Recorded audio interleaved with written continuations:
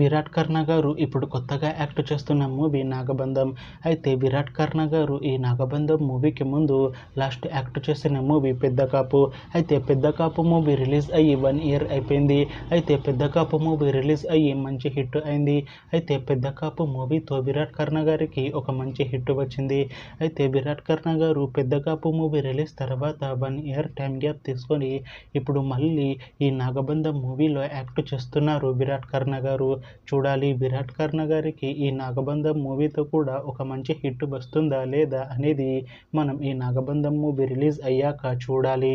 అయితే నాగబంధం movie team ఈ మధ్య ఒక చిన్న టీజర్ని విడుదల చేసింది.